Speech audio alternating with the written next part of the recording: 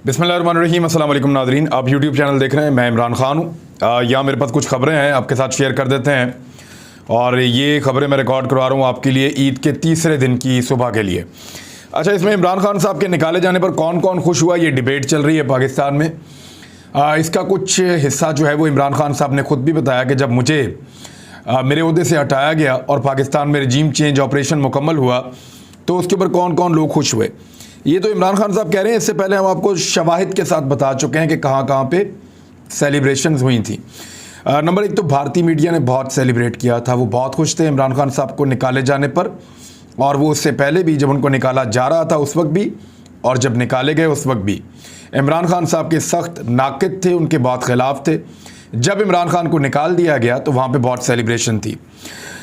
तौहीन रसालत करने वाले दुनिया में जो शायर इस्लाम का मजाक उड़ाते हैं, जो इस्लाम की तौहीन करते हैं, नाउज़ुबिल्लाह, वो जो लोग हैं वो लोग बहुत खुश दिखाई दिए। उनमें से कुछ ने ट्वीट्स किए, एक ने तो मुझे भी ट्वीट टैग कर दिया था। और ये वो लोग थे जो बहुत खुश हुए और उन्होंने सेलिब्रेट किया इमरान खान साहब को निकाले जाने पर, और उसके शवाहिद मौजूद हैं। इस्लामोफोबिया फैलाने वाले जो लोग थे और कुव्वतें थीं, उन्होंने भी इसको सेलिब्रेट किया।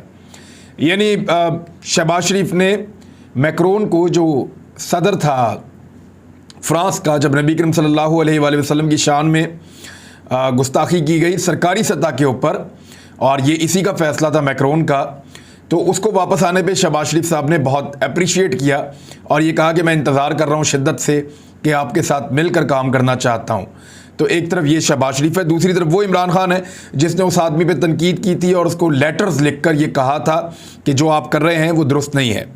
मगरबी कुव्वतें वो तमाम जो मशरिक को आगे बढ़ता हुआ नहीं देखना चाहती, जो सी पैक के ख़िलाफ़ हैं, और यहाँ बनते हुए एक नए इत्तेहाद को जिससे इकॉनमी बेहतर हो सकती है इस खित्ते की, जो मगरबी ताकतें इसके ख़िलाफ़ हैं, उन्होंने सेलिब्रेट किया इमरान खान साहब को निकाला जाना। खुद इमरान खान साहब ने कहा कि इसराइल के अंदर खुशी मनाई गई मुझे निकाले जाने पर। पाकिस्तान में कौन कौन है जो इमरान खान के निकाले जाने पर खुश हुआ? पाक फ़ौज को गालियां देने वाले तमाम लोग बहुत खुश हुए कि इमरान खान साहब को निकाला गया है, क्योंकि इमरान खान साहब की पार्टी वो वाहिद पार्टी थी इस वक्त जो पाक फ़ौज के दिफा के लिए खड़ी हो जाती थी। यानी फजलुर रहमान साहब की पार्टी पाक फ़ौज के ख़िलाफ़ बहुत बात करती थी, फजलुर रहमान साहब भी करते रहे हैं। ना सिर्फ प्रोपेगेंडा करते थे ये लोग पाक फ़ौज के ख़िलाफ़, बल्कि पाक फ़ौज के ख़िलाफ़ नारेबाजी और गालम गलोच भी करते रहे हैं। PMLN भी यही करती रही है, PTM भी यही करती रही है। पीपल्स पार्टी आपके सामने है जो कुछ उन्होंने किया माजी में। तो ये लोग पाक फ़ौज के बहुत सख्त खिलाफ़ थे, और वो लिबरल्स, खूनी लिबरल्स या इस किस्म के दीगर तबकात जो पाक फ़ौज के बहुत खिलाफ़ थे, उन्होंने बहुत सेलिब्रेट किया जब इमरान खान को निकाल दिया गया, या इमरान खान के ख़िलाफ़ ऑपरेशन रजीम चेंज जब मुकम्मल हो गया। उसका रीज़न ये था कि उनको लगा कि जो वाहिद एक फ़ौज के हक़ के अंदर एक बड़ी आवाज़ और ताकत रह गई थी, हमने आज उसको भी फ़ौज से अलग करने का अपना मंसूबा मुकम्मल बना लिया है। अच्छा, रियासत मुखालिफ बयानियाँ जो लोग फैलाते रहे हैं वो सारे भी बहुत खुश हुए जब इमरान खान साहब को इक़्तिदार से निकाला गया। जो लोग करप्शन का केसेस का सामना कर रहे थे, संगीन करप्शन के मुकदमात थे उनके ऊपर, वो भी बहुत परेशान थे पहले माजी में इमरान खान की वजह से। जब इमरान खान निकाले गए तो वो बहुत खुश हुए। इसके अलावा जो लोग प्रोटोकॉल इंजॉय करते हैं, जो लोग VVIP कल्चर इंजॉय करते हैं, वो तमाम लोग जो हैं वो बड़ा खुश हुए इमरान खान साहब के निकाले जाने पर और रजीम चेंज होने पर। और जो स्टेटस को मानने वाले तमाम लोग हैं, यानी जो स्टेटस को जिसको इमरान खान ने तोड़ा था, उस स्टेटस को मानने वाले तमाम लोग और ताकतें वो बहुत खुश हुए इमरान खान साहब को निकाले जाने पर। मुल्क को जो लोग पुलिस स्टेट बनाना चाहते हैं, वैसे अब पंजाब में पुलिस स्टेट बन चुकी है। आपको जगह जगह नाके नज़र आएंगे, पुलिस नज़र आएगी, शहरियों को रोक रहे हैं, परेशान कर रहे हैं, तंग कर रहे हैं। उसका रीज़न ये है कि पुलिस की ताकत को वापस लाना है, क्योंकि PMLN का ये एक मॉडल है कि वो पुलिस के ज़रिए से पब्लिक पे रूल करते हैं, उनको दबा कर, उनको डरा कर। लेकिन लोग बहुत बदल चुके हैं। अभी एक कैंट है, वहाँ से एक वीडियो आई कि वहाँ पे दाखिल होना चाह रहा था एक बैरिस्टर है लड़का, और उसकी गाड़ी पे पाकिस्तान तहरीक इंसाफ के झंडे लगे हुए थे, तो उसको रोक लिया गया और उसको दाखिल नहीं होने दिया गया। उसने वहाँ मुज़ाहमत की, उसने कहा जी मैं क्यों नहीं जा सकता, क्या सिर्फ इसलिए कि मेरी गाड़ी पे झंडे लगे हैं और मैंने ये PTI का झंडा पहना हुआ, आप मुझे नहीं जाने देंगे अंदर? ये नहीं हो सकता, मैं जाऊँगा। और उसने फिर वहाँ पे कैमरा निकाल के वीडियो बनाई, उन्होंने उसकी बात भी करवाई अपने ऑफिसर से। बहरहाल उसने कैंट में दाखिले की इजाज़त ली और वो चला गया। लेकिन कौन लोग हैं जो पाकिस्तान तहरीक इंसाफ का झंडा लगी हुई गाड़ी को कैंट में दाखिल होने से रोक रहे हैं, या वो ये कह रहे हैं कि आप अपनी गाड़ी को वापस ले जाएं?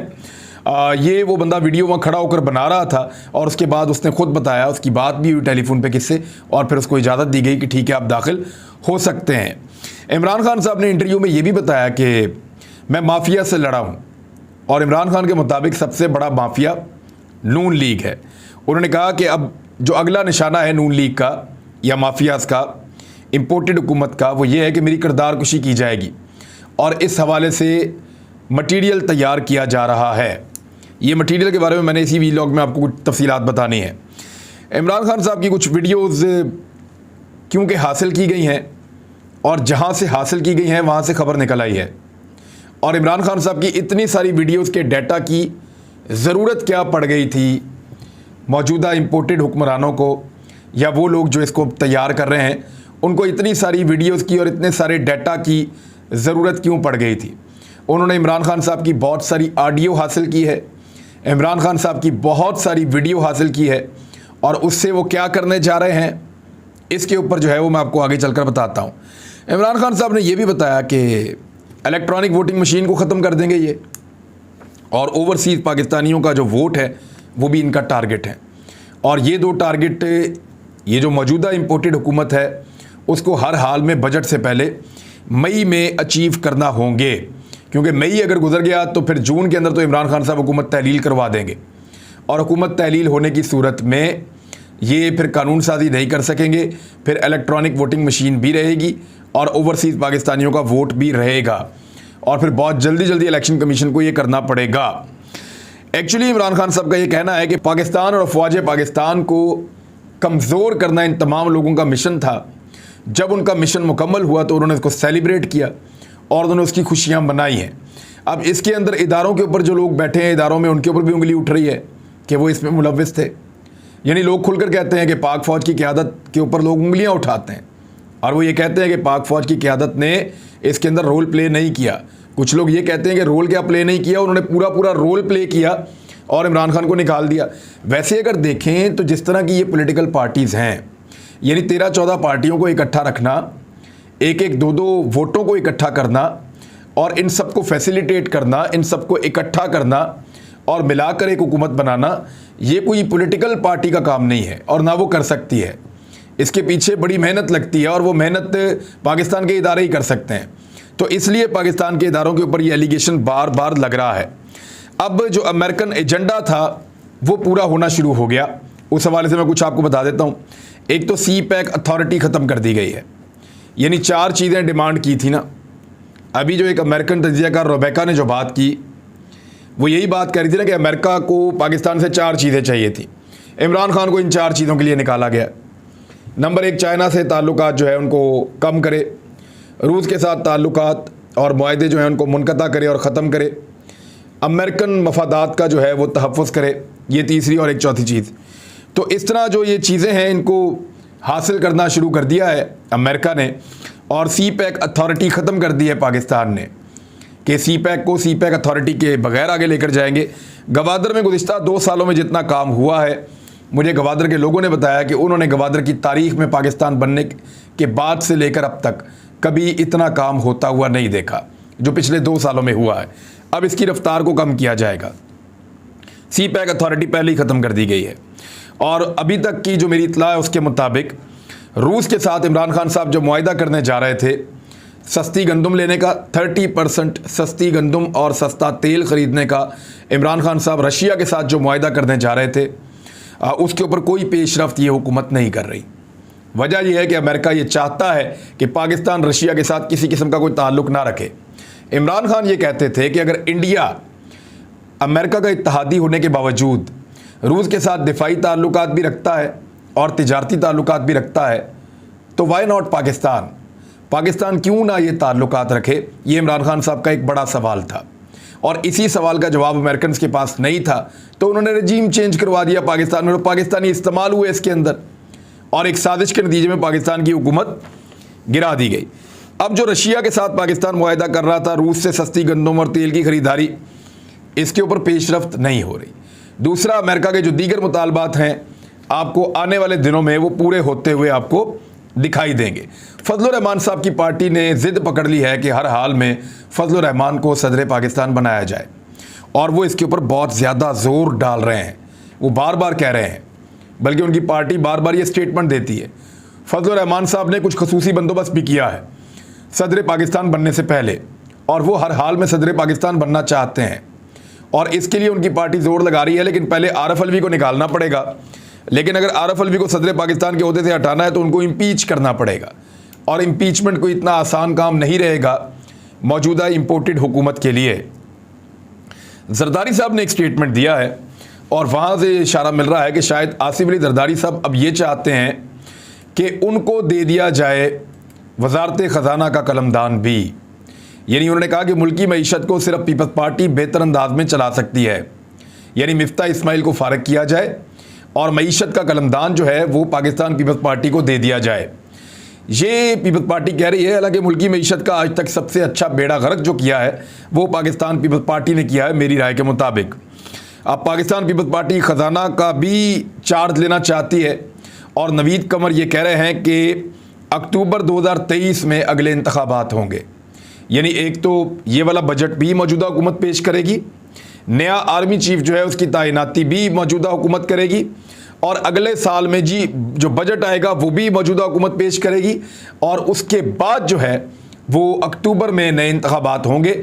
और अक्टूबर में नए इंतखाबात का मतलब है कि जुलाई के अंदर अगले साल में बजट पेश करने के 1 महीने के बाद हुकूमत अपना टाइम पूरा करके ख़त्म हो जाएगी, और सितंबर, अगस्त, सितंबर, अक्टूबर 2 महीने और होते हैं। यानी अगस्त के अंदर हुकूमत ख़त्म होगी तो सितंबर और अक्टूबर के अंदर जाके इंतखाबात हो जाएंगे।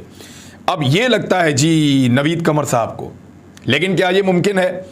ये मुमकिन नहीं होगा, क्योंकि इमरान खान साहब बहुत बड़ी तादाद में लोगों को लेकर इस्लामाबाद जा रहे हैं। अगर वो वाकई 20 लाख लोगों को, 9.5 लाख लोग तो पहले ही दाखिल हो गए थे एक दिन इस्लामाबाद, लेकिन वो एक जलसा था, वहाँ पे बहुत टाइम लग गया। लेकिन जहाँ 20 लाख लोग पहुँचते जाएँ आते जाएँ, बहुत टाइम पड़ा है, इमरान खान इधर ही है, तो ये ऐसा नहीं होगा कि एक जलसा और जलसा करके ख़त्म, नहीं, वो वहीं बैठ जाएंगे और हर आदमी को आने का मौका देंगे, और रोकना उनको बहुत मुश्किल हो जाएगा। और जो रोकने की कोशिश करेगा या इमरान खान की गिरफ्तारी करेगा वो इमरान खान का सबसे बड़ा वफादार होगा और इमरान खान का सबसे बड़ा फ़ायदा कर देगा। तो इमरान खान साहब अगर 20 लाख लोग इस्लामाबाद ले जाते हैं, 10 लाख भी ले जाते हैं, तो ये हुकूमत नहीं बचेगी। फिर सिर्फ ये बजट पेश कर सकेंगे मिन्नत तरले के साथ, और इनको तारीख देनी पड़ेगी इंतखाबात की, उसके अलावा इनके पास कोई हल नहीं रहेगा। अब आ जाएँ कि इमरान खान साहब की जो वीडियोज़ हैं उस हवाले से उनको क्या इतला मिली है। पाकिस्तान तहरीक इंसाफ को ये पता चला कि इमरान खान साहब की बहुत सारी वीडियोज़ और बहुत सारी ऑडियोज़ इकट्ठी की गई हैं और मुख्तलिफ सोर्सेज से जमा की जा रही हैं। उन तमाम ऑडियोज़ और वीडियोज़ को जमा किया जा रहा है, और जमा करके उससे एक मखसूस ऑडियो वीडियो टाइप की चीज़ें बनाने का काम शुरू हो चुका है। ऐसा मटीरियल बनाया जा रहा है, और कुछ मटीरियल जो है वो इमरान खान साहब के करीबी लोग हैं उनका मटीरियल बनाया जा रहा है कि इमरान खान साहब से वो गलत काम करवाते थे, लेकिन वो कोई चीज़ साबित नहीं हो पाएगी, सिर्फ किरदार कुशी हो सकेगी। अच्छा, अब डीप फेक का आजकल बड़ा नाम आ रहा है, बार बार सब कह रहे हैं डीप फेक को इस्तेमाल किया जाएगा, और इमरान खान साहब ने खुद भी दावा किया, फवाद चौधरी ने भी किया कि ईद के बाद उनकी किरदार कुशी होगी। अब डीप फेक है क्या? एक ज़माना था जब इंटरनेट और कंप्यूटर से बहुत ज़्यादा वाकफियत ना रखने वाले लोगों को फ़ोटोशॉप के ज़रिए तस्वीर में मामूली रद्दोबदल करके धोखा देना बहुत आसान होता था। यानी ये वो दौर था जब फ़ोटोशॉप करके बेनज़ीर भुट्टो और उनकी फैमिली की तस्वीर जो हैं वो बनवाई गई।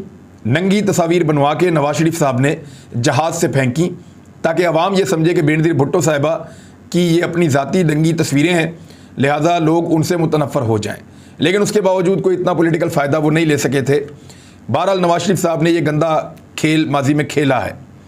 अच्छा, अब माजी में ये फ़ोटोशॉप टाइप की चीज़ होती थी, पहले तो हाथ से सारा काम करते थे, फिर उसकी फ़ोटो ले लेते थे, बाद में फ़ोटोशॉप आ गया, कंप्यूटर के अंदर करते थे।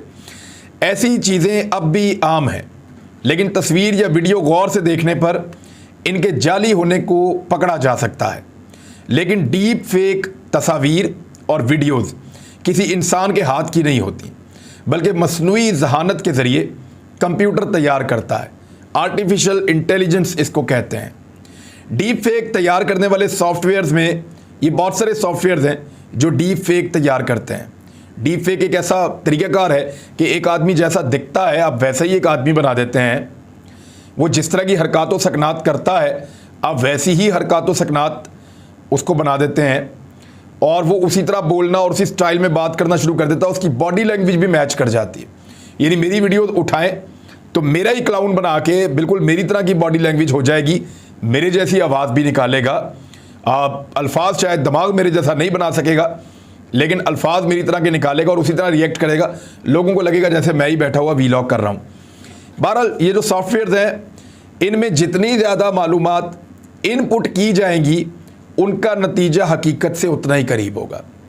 अब ज़्यादा मालूमात उसमें डालने के लिए ज़्यादा से ज़्यादा इमरान खान की वीडियोस और ऑडियोज़ इकट्ठी करके उसमें शामिल की जा रही हैं, लेकिन वो टेक्नोलॉजी ही क्या जिसका इस्तेमाल गलत ना हो। अब मशहूर शख्सियात को डीप फेक के ज़रिए यानी गंदी फिल्में बना लेते हैं मशहूर शख्सियात की, उनको फिर ब्लैकमेल किया जाता है। अदाकाराओं के साथ ये हो चुका है, अदाकारों के साथ ये हो चुका है कि उनको पता भी नहीं था और उनकी ब्लूप्रिंट किस्म की उनकी मूवीज़ बन गई और वो मार्केट में आ गई। उनको शो किया गया जी आपको ये दिखाएंगे हम, नहीं तो आप पैसा दें। तो लोगों को ऐसे ब्लैकमेल भी किया गया है। इस किस्म की वीडियोस बनाने के लिए आम तौर पर एक मखसूस सॉफ्टवेयर का इस्तेमाल किया जाता है।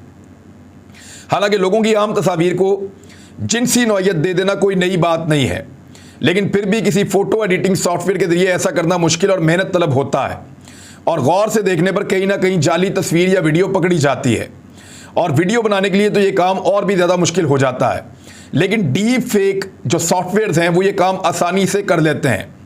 आप सॉफ्टवेयर को बहुत सारी मालूमात फराहम करते हैं, मसलन कि आपका हदफ कैसा दिखता है, बोलता कैसे है, बोलते वक्त इसकी बॉडी लैंग्वेज कैसी होती है, वो किस तरह की सूरत हाल में किस तरह का रद्द अमल देता है, वगैरह वगैरह। ये सारी चीज़ें जब आप बता देते हैं तो नतीजतन जो वीडियो सामने आती है वो हकीकत से नहायत करीब तर होती है। डीप फेक बनाने वाले सॉफ्टवेयर का इन्हिसार मशीन लर्निंग और आर्टिफिशियल इंटेलिजेंस के ऊपर होता है, और कई माहिरीन ने खबरदार किया है कि हम उस मकाम पर पहुंच गए हैं जहां डीप फेक और हकीकी वीडियोस में फ़र्क करना इंतहाई मुश्किल हो चुका है। यूनिवर्सिटी ऑफ सदर्न कैलिफोर्निया के प्रोफेसर हाउली ने BBC को बताया था कि हम उस नुक्ते पर पहुंच चुके हैं जहां आप डीप फेक और हकीकत में फ़र्क नहीं बता सकते। ये बहुत मुश्किल होता चला जा रहा है। ये बहुत बड़ा मसला है। बहुत सारे लोगों ने जो है वो इसको फेस किया है, ताहम सिर्फ सियासत और ब्लूप्रिंट टाइप की गंदी जो मूवीज़ हैं वही नहीं, इसका जो इस्तेमाल है वो दिफा में, मालियात में, मज़हब में, बहुत सारी और दीगर शोबों के अंदर भी इसका इस्तेमाल किया जाता है। नेगेटिव इस्तेमाल इसका बहुत ज़्यादा हो रहा है। अब तक के लिए इतने, अपना ख्याल रखिएगा, अपने इस चैनल का भी। अल्लाह हाफ़िज़।